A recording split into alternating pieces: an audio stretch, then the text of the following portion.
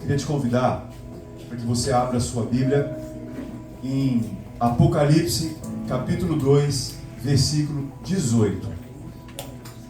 Abre aí, eu só quero te dar umas informações para que você, quando formos ler o texto, você possa ter uma noção melhor da cultura, do que está em torno ali da cidade de Tiatira.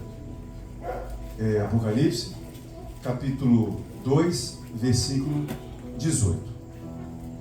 Das 7 igrejas que Jesus manda a carta, a cidade de Tiatira é a menor e menos importante de todas elas.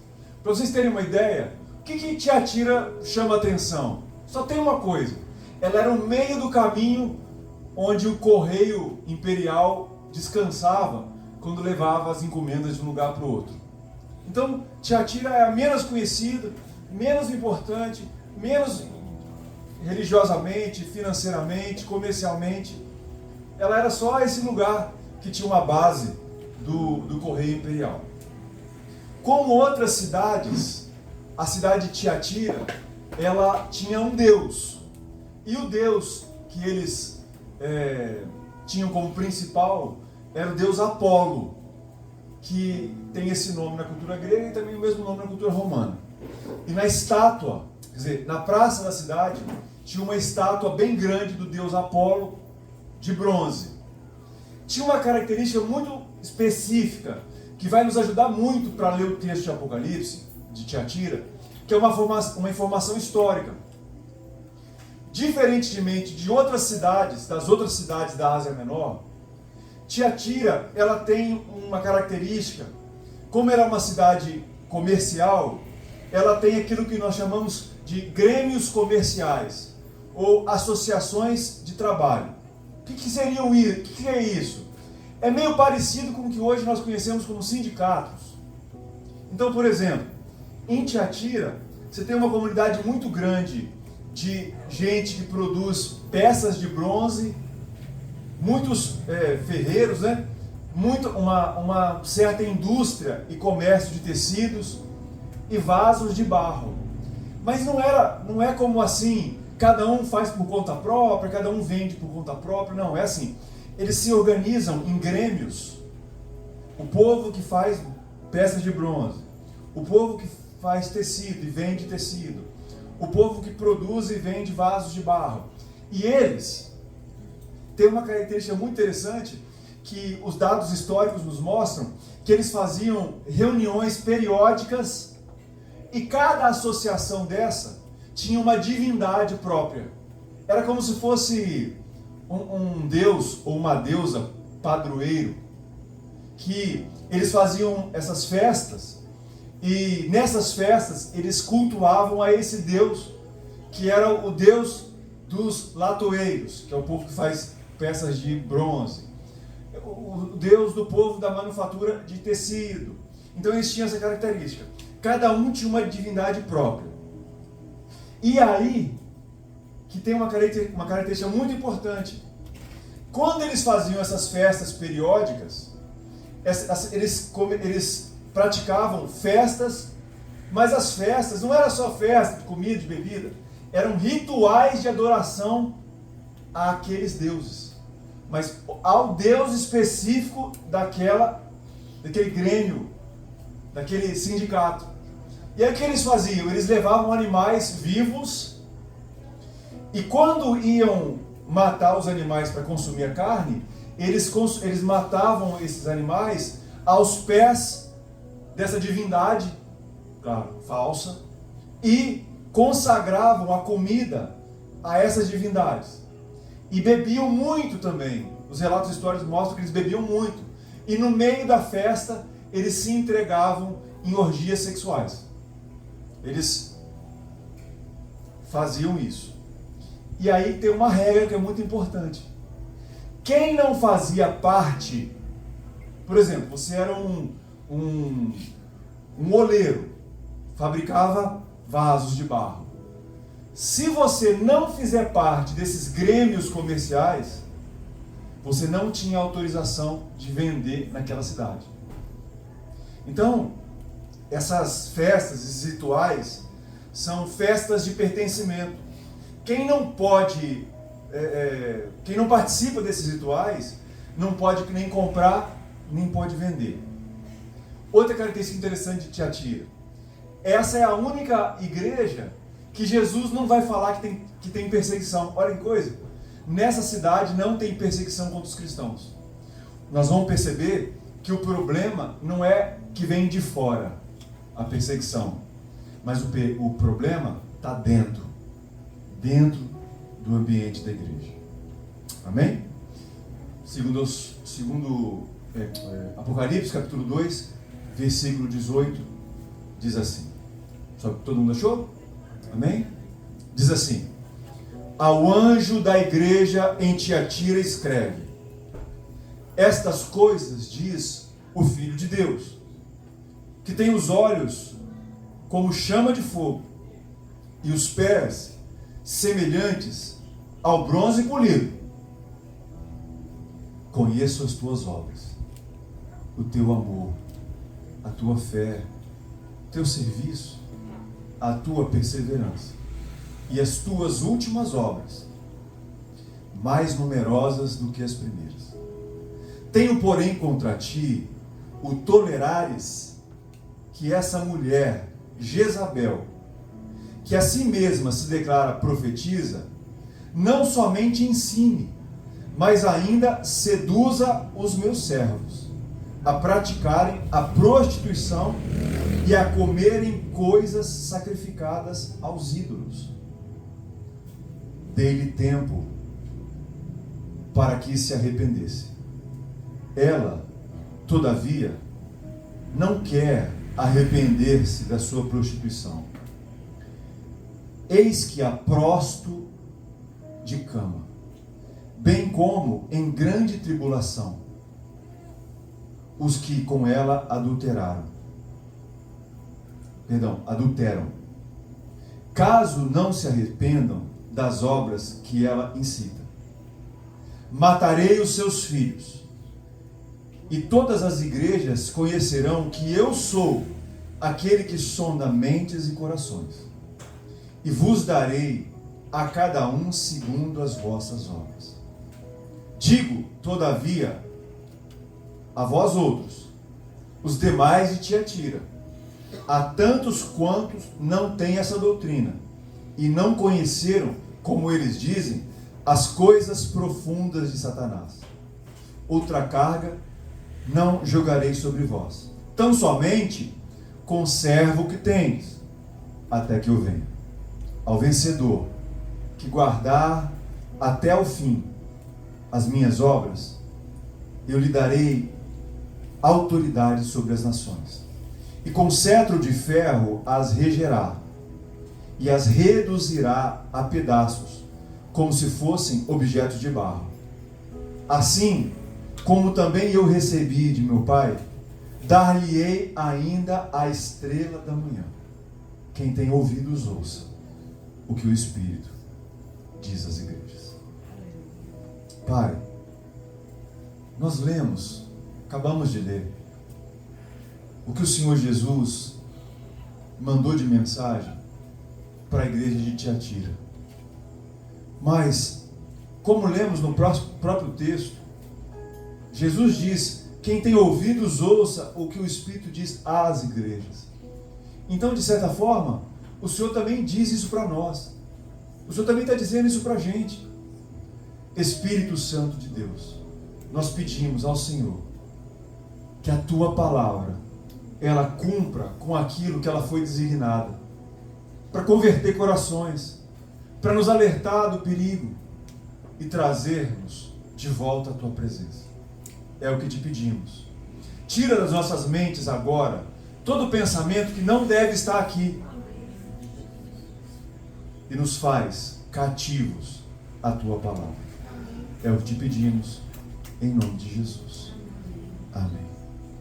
Irmãos, versículo 18, Jesus já começa a usar elementos que são próprios da cidade. Jesus fala que ele tem os olhos como chama de fogo e tem os pés como bronze polido. Essa palavra aqui foi traduzida como bronze, porque no português não existe uma palavra que significa a palavra que está no grego. Porque a palavra que está no grego é uma palavra específica para uma liga metálica.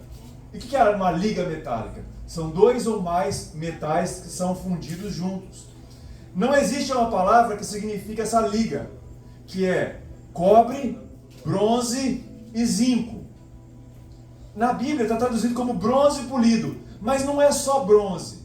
Os historiadores falam que é um material que brilhava mais do que o ouro e que ele é próprio dessas associações de trabalho da cidade de Tiatira.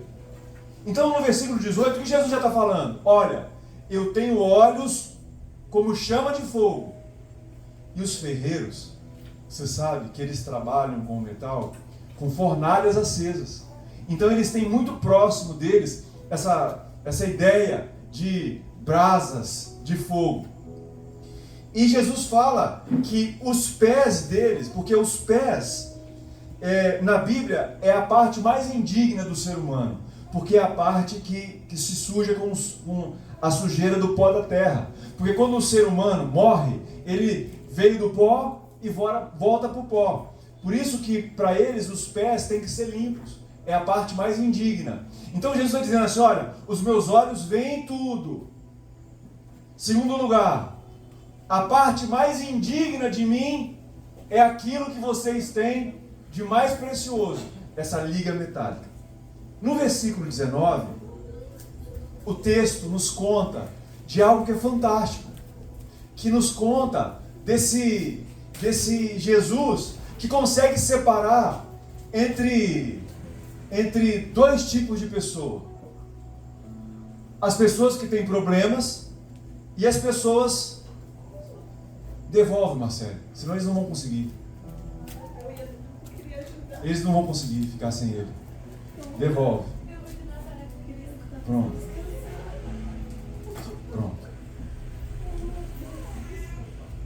Jesus, ele separa dois tipos de pessoas, duas classes de pessoas. Porque na maioria das vezes, irmãos, quando a gente olha para as pessoas, quem tem a mania de achar? Ou é toda boa, ou é toda ruim. E Jesus começa no versículo 19, dizendo assim, olha, eu conheço, eu sei muito bem que vocês dessa igreja, vocês têm obras lindas. Ao contrário da igreja de Éfeso, que tem problema com o amor, que eles esqueceram do primeiro amor, Jesus fala, vocês têm amor. Ou seja, eles têm amor com Deus e amor entre si. Jesus diz assim, ó, eu conheço a fé de vocês, eu conheço o serviço, que é similar às obras, eu conheço a perseverança.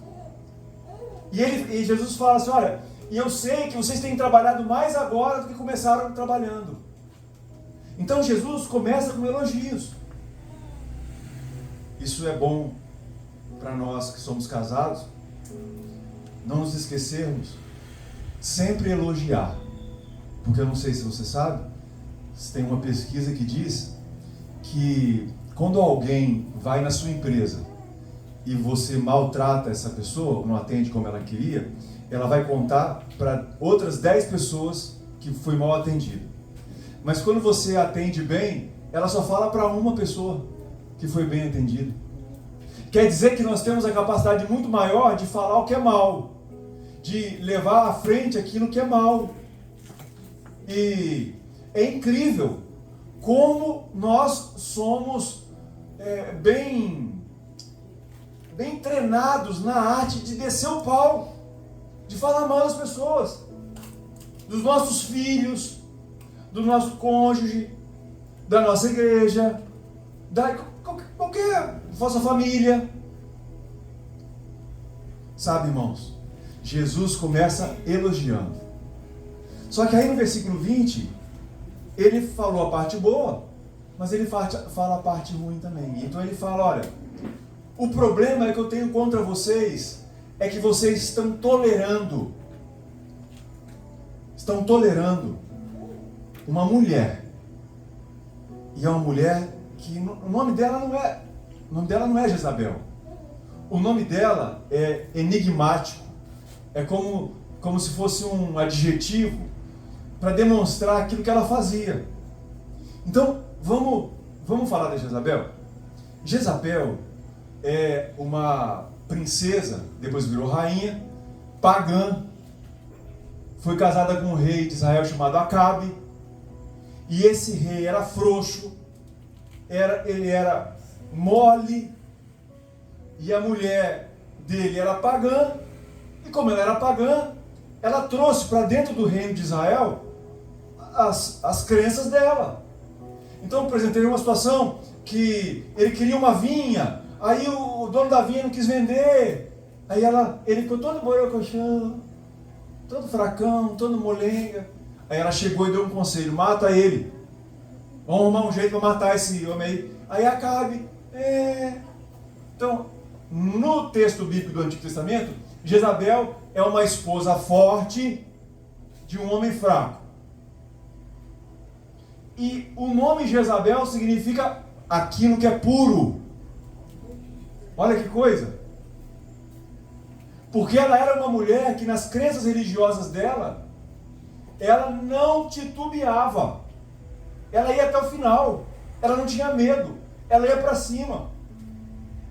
No Antigo Testamento, ela tem 4 características. Primeiro, ela dava conselhos infernais. Ou seja, ela aconselhou o marido dela a consentir com o assassinato. Segundo, ela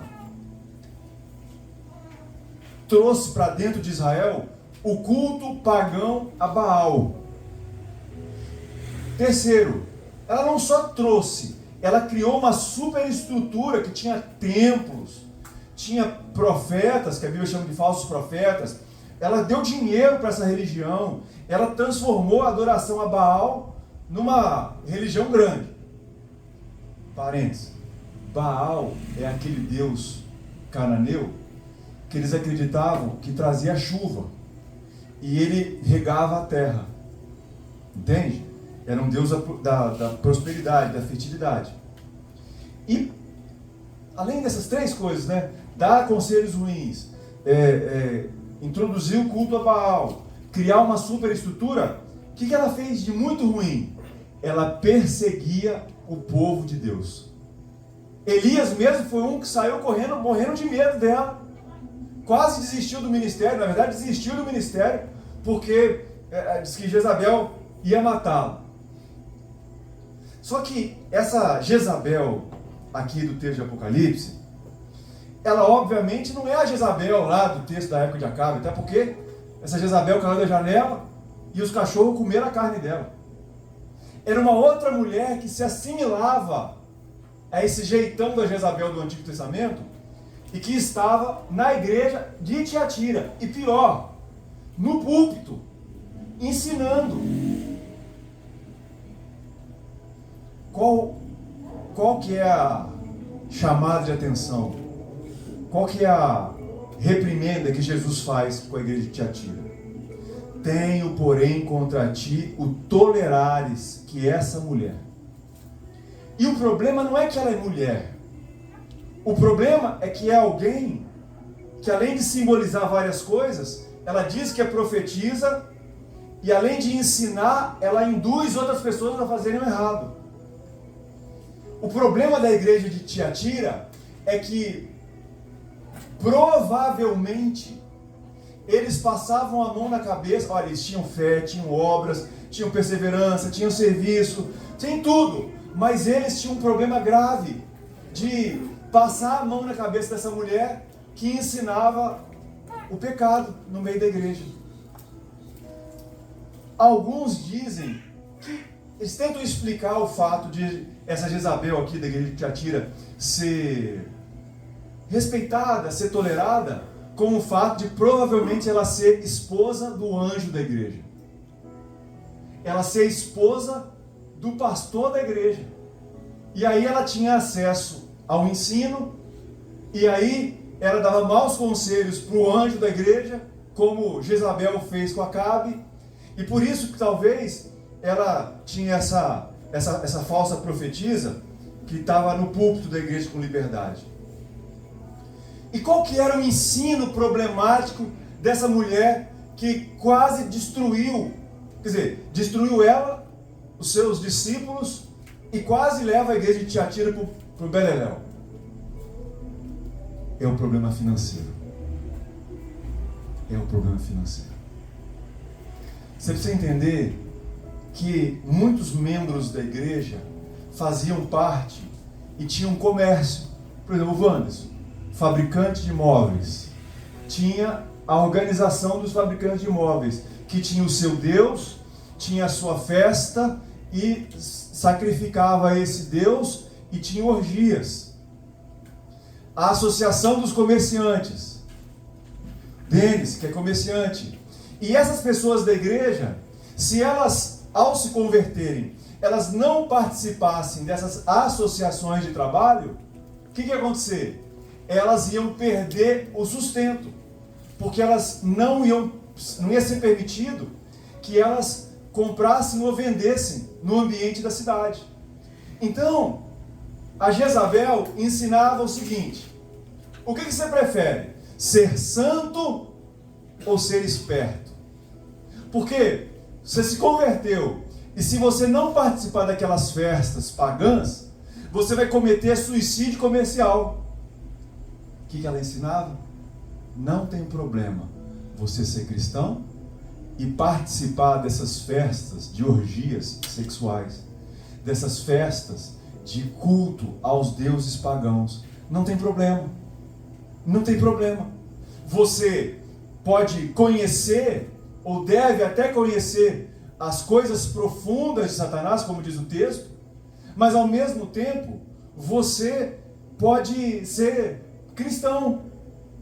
É o velho ensino que nós temos falado todos os domingos, que se eu sou cristão, dos nicolaítas e daqueles grupos, a luta que estava havendo ali, nas igrejas anteriores, era a luta contra o pecado.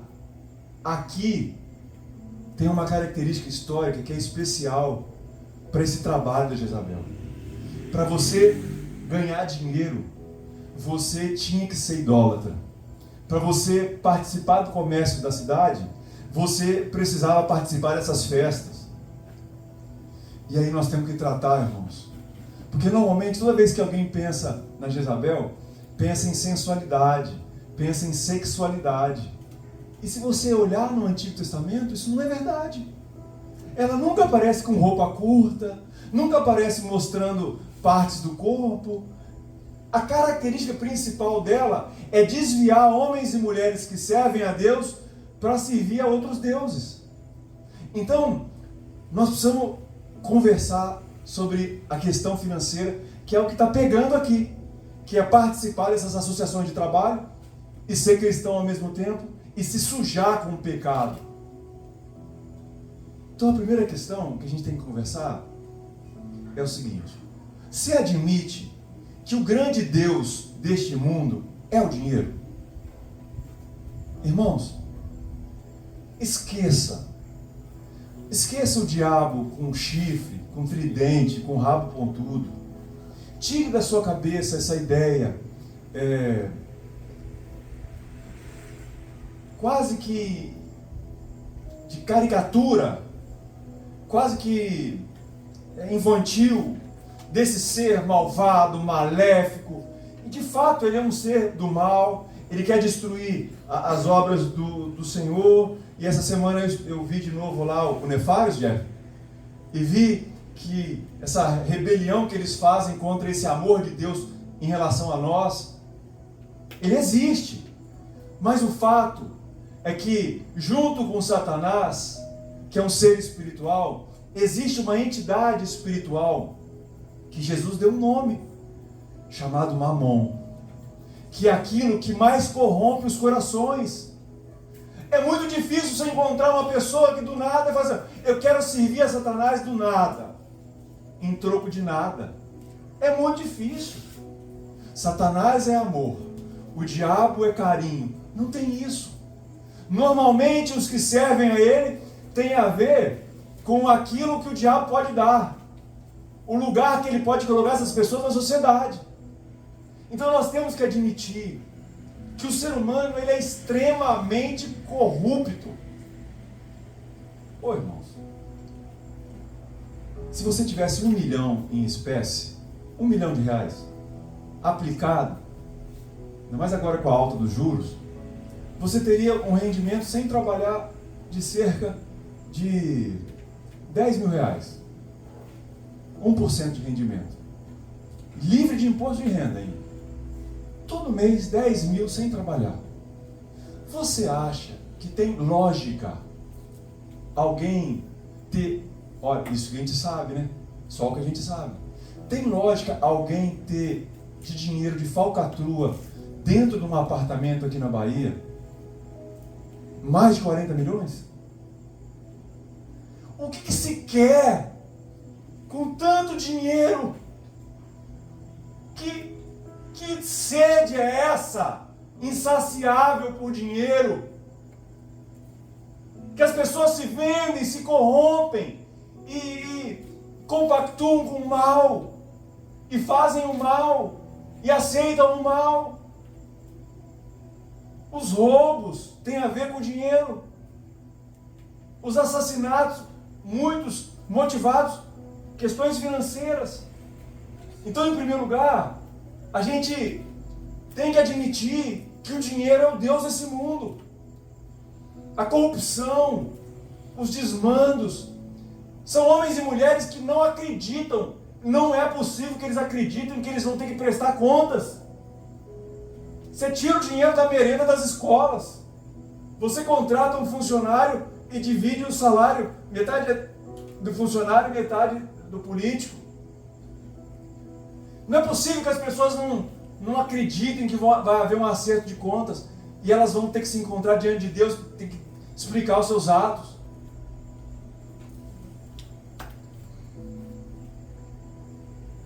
E aí vem a segunda pergunta. O povo de Tiatira, uma parte da igreja, estava gostando dos ensinos da Jezabel. Você pode ser esperto e ao mesmo tempo ser santo. Você ao mesmo tempo pode participar desses cultos pagãos, mas ao mesmo tempo ser da igreja. Porque aí você pode prosperar financeiramente. E aí que nós temos que fazer a pergunta: o que nós somos capazes de fazer por dinheiro?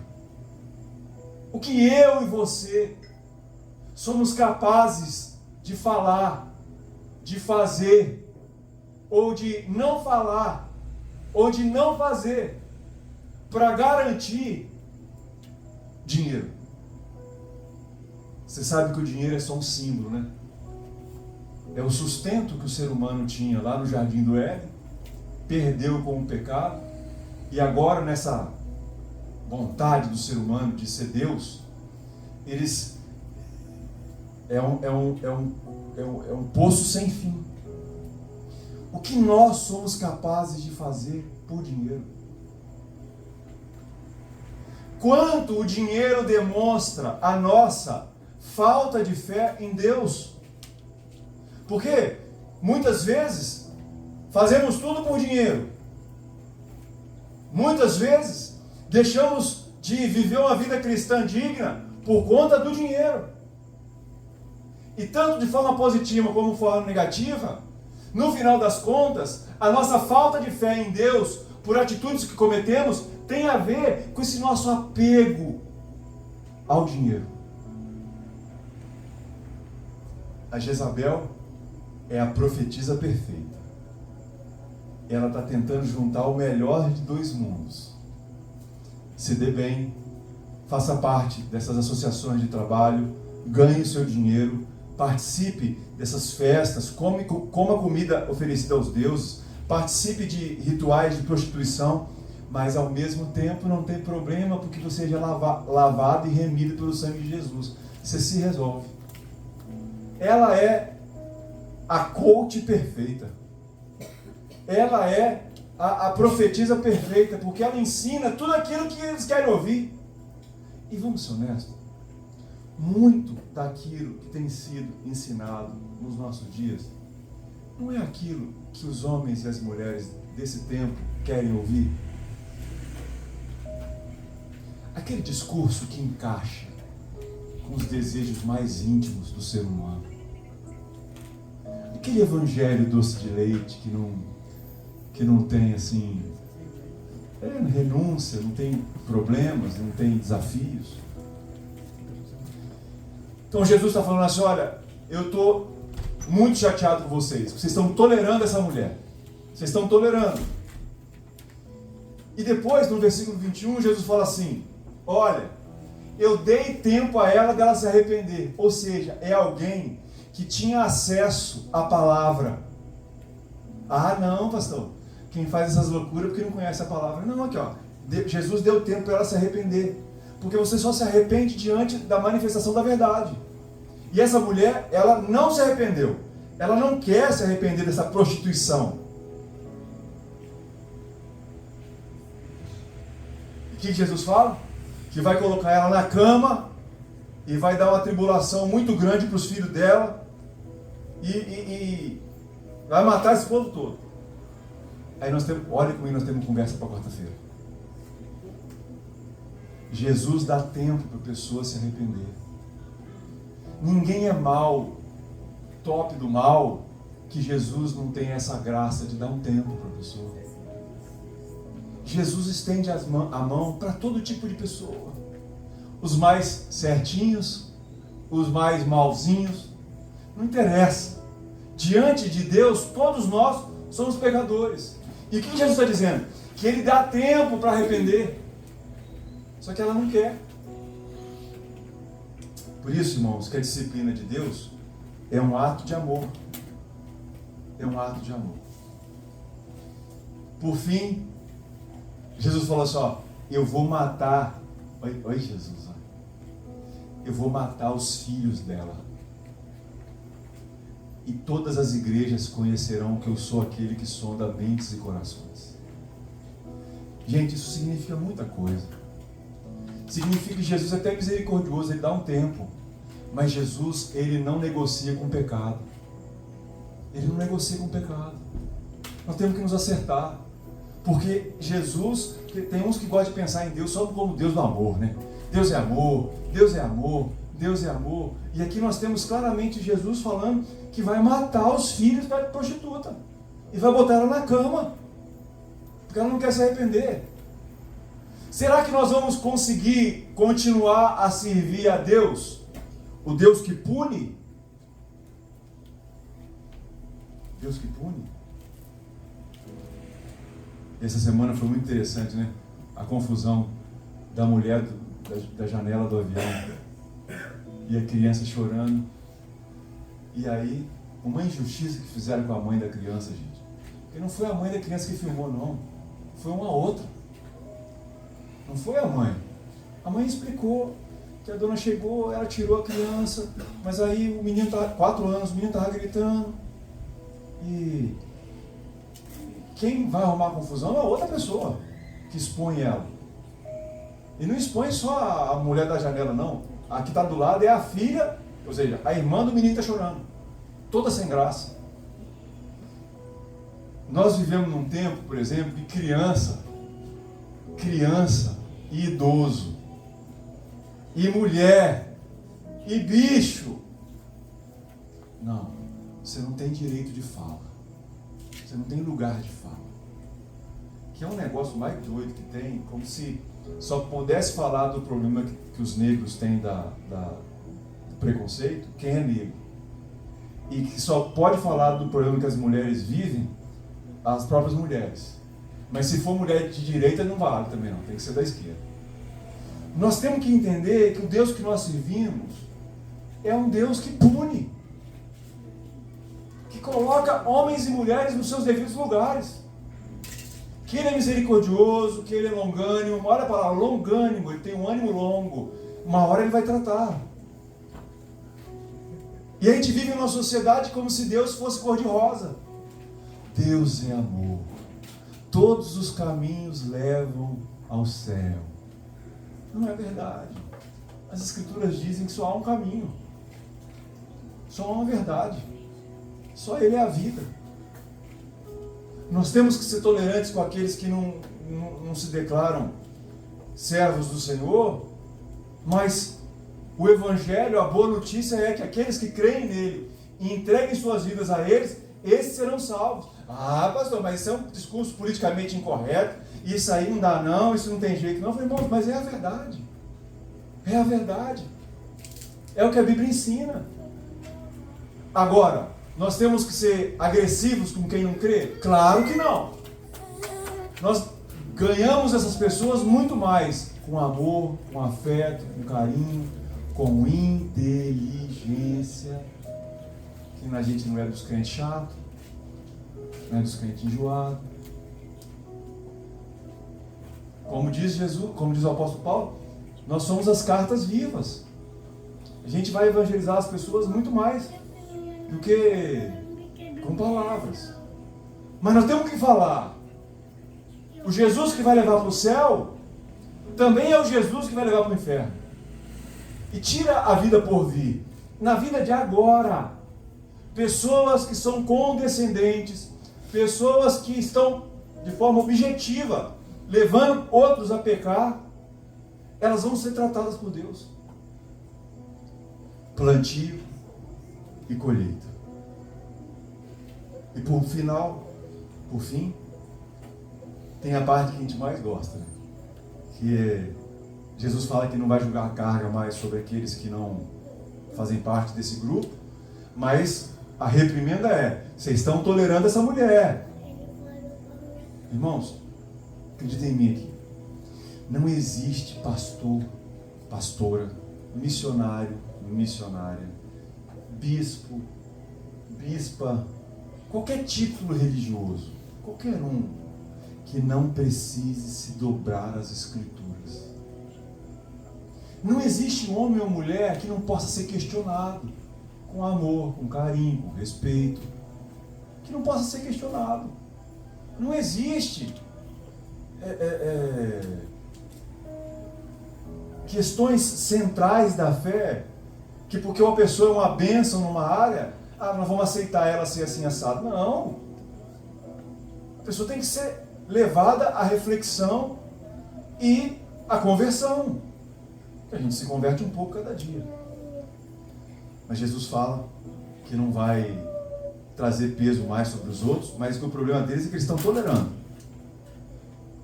Muito bem. No final, Jesus fala assim: ao vencedor,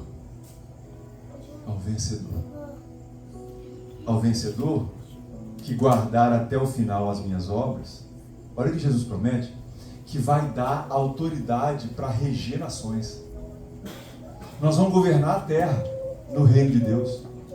Jesus está falando que vai dar àqueles que forem vencedores autoridade, vai receber cetro para reduzir com a pancada vaso de barro. Ou seja, nós vamos ter autoridade no reino de Deus. Que a gente pode ser os menos os rejeitados agora, mas nós vamos receber autoridade, cetro de ferro, autoridade sobre as nações. Depois Jesus falou que vai nos entregar a estrela da manhã. E que estrela da manhã é essa?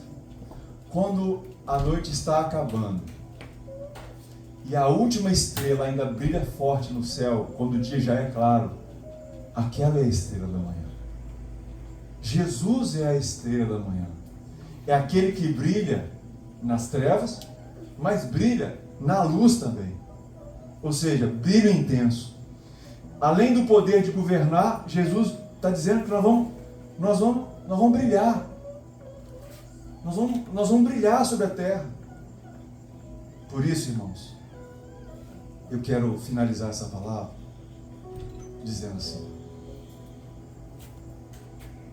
em primeiro lugar, nenhum de nós pode tolerar o pecado. Primeiro em nós. Jesus falou assim: ó, quem não tem pecados, atire a primeira pedra. Jesus diz assim: por que você está querendo tirar o cisco do olho do teu irmão se tem uma trave no seu? Tira a primeira trave do seu, depois você ajuda o teu irmão. Então, a gente não pode tolerar pecado. Primeiro em nossas vidas. A gente também não pode tolerar pecado dos outros. Mas quando eu digo tolerar, não é que nós temos que ser intolerantes. Mas no ambiente de uma igreja, se você tem ensino falso, você tem ensino fraudulento, essas lideranças precisam ser confrontadas. Nós não podemos tolerar. Ô irmãos, eu não vou falar, porque senão vai que algum se apaixona nisso, né? Mas eu conheço claramente alguns passos para isso aqui estar lotado de gente. É só ter alguns passos. Isso aqui lota de gente. Mas será que isso é saudável? Você viu o nosso irmão Genivaldo que está chegando agora? Será que isso aqui lotasse de gente de uma hora para outra, a gente ia conseguir cuidar dele como o Senhor espera que a gente cuide dele? Amanhã é aniversário do nosso irmão Tomate, gremista do meu coração. Amanhã é aniversário dele. Será que isso aqui explodisse de gente tão rápido assim? Será que nós teríamos condições de cuidar um por um como devemos? Muitas vezes nós carregamos o padrão dos negócios humanos e queremos, eu acho que a gente quer se sentir mais poderoso. Talvez a gente não tenha dinheiro, mas quer fazer parte de uma igreja que tenha dinheiro. A gente não tem uma casa grande, aí a gente quer que a gente tenha uma igreja grande. Eu não faço parte do partido político mais numeroso, aí eu quero fazer parte do partido da igreja que irmãos,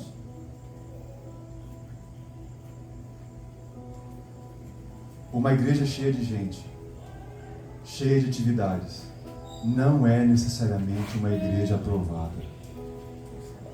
Jesus falou aqui: vocês têm fé, vocês têm obras, vocês têm isso, vocês têm aquilo, todavia tem contra vós que vocês toleram. Rapaz, eu também queria fazer, se eu quisesse viver no pecado, eu queria fazer parte dessa igreja. Pode tudo, pode ser o que eu quiser. E terceiro e último lugar, irmãos, nós temos que tomar muito cuidado com a nossa relação com o dinheiro. Porque o dinheiro é uma fonte de, entre aspas, segurança. Ele promete uma falsa segurança. Ele promete um falso conforto. Ele é falso. Ninguém vai carregar isso para frente depois do túmulo. E a vida não acaba aqui. Muitas vezes a nossa falta de fé em Deus demonstra o nosso apego ao dinheiro. Não, pastor, mas eu sou pobrinho, eu tenho pouco. Mas você é tão preocupado com o dinheiro, que demonstra a sua fé, a falta de fé em Deus, de te dar aquilo que Ele falou que Ele daria. Muitas vezes não dizimamos, não ofertamos. Mas esse aqui não é o alvo. O problema aqui específico é: as riquezas desse mundo são sedutoras. Eu vou ser feliz quando eu tiver minha casa própria. Eu vou ser feliz quando eu tiver o carro do ano, com airbag, 200 airbag. Ô irmãos, como se quem fosse rico não tivesse problemas. Cuidado com o que a gente tolera. Cuidado com a expectativa que nós temos de uma igreja boa. Cuidado com o dinheiro.